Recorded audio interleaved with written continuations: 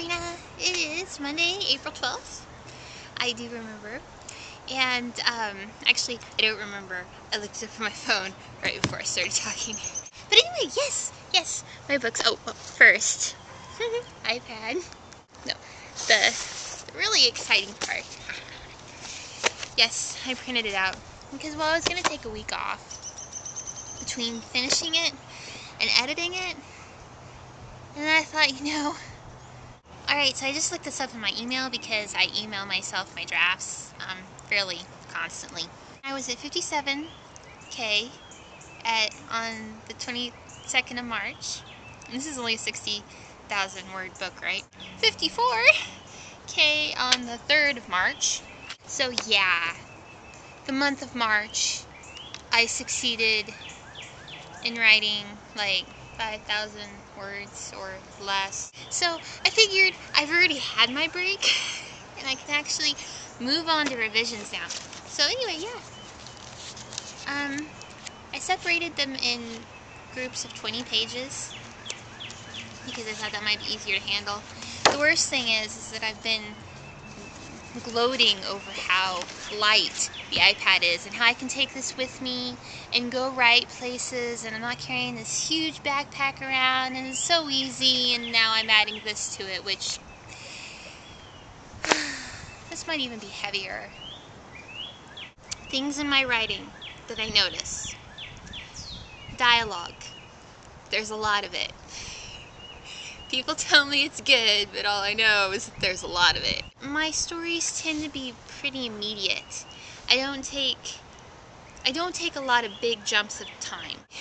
You follow the character from when they get up and get their breakfast in the morning until they crash into bed at night.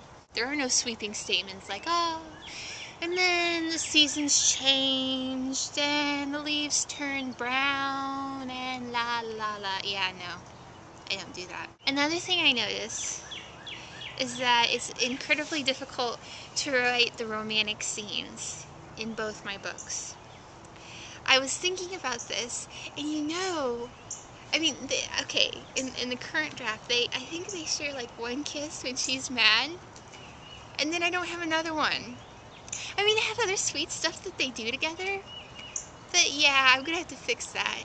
I tend to try with the emotions of my characters.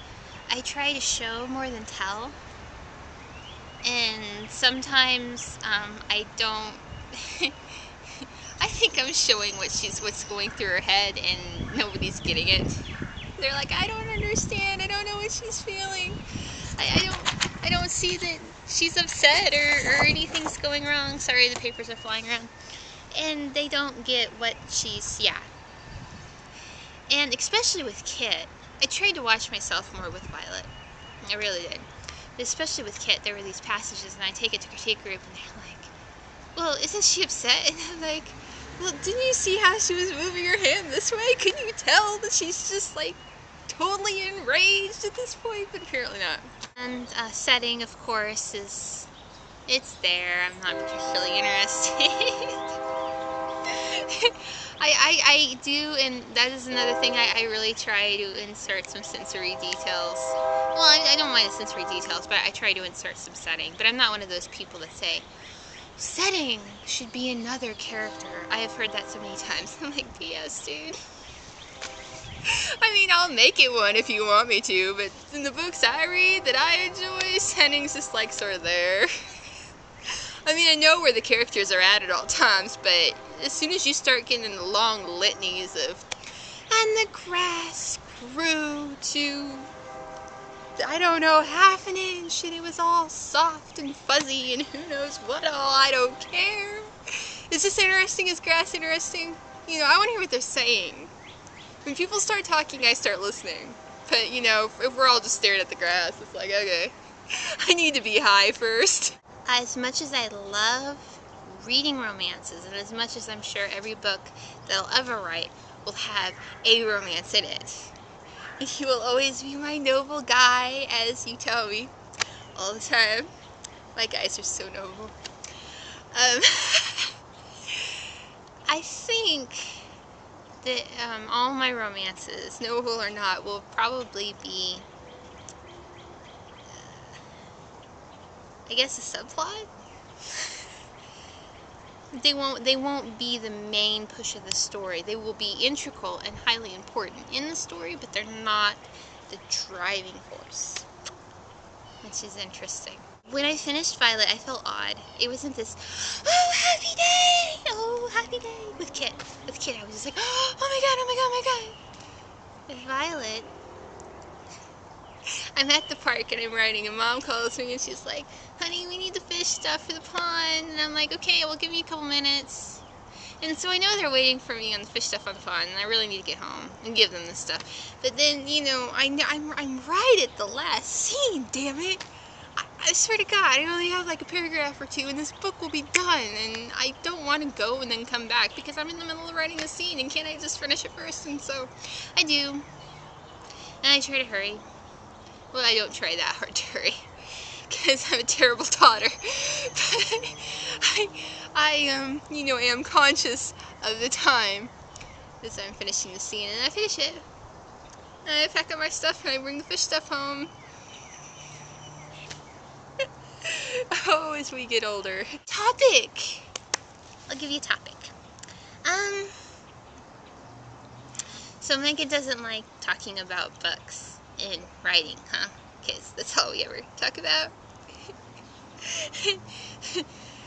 And I am going to come up with a non-writing topic. Give me a minute. Non-book topics of conversation involve what exactly?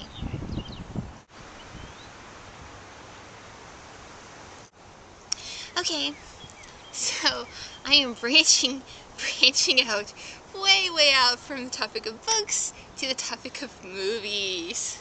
Woo. Yes, so do you have moments when you're watching your movies or like your Asian dramas or whatever, where you figure it out beforehand, like we were talking about the books and you were saying the movie trailers, but where you actually, you know, you're watching along and you're like, oh, I think that, I bet that, I think this is what's going to happen, and then you know, and then it turns out you were right. Yeah, so let me know that. That would be very good. Anyway, enjoy the sunshine, and thank you for my book. I'm excited. I'm going to probably, first I'm going to do it, outline it, and whatever. Yeah, that's all that fun stuff. So anyway, I will see you later. I've noticed that it's odd how the way I write each book tends to be different, and it also tends to flux with my mood. Sometimes I have to be at the coffee shop. I mean, I really need the environment that's away from home and away from distractions. Oh, puppies looking at me from the little window. So, I loved your little bow. I thought that was so cute. And I love the outtakes too, all your eyebrow work. I don't know how you do that. Oh my god. The little eyebrow thing going on, yeah. Okay. They're probably gonna totally get cut.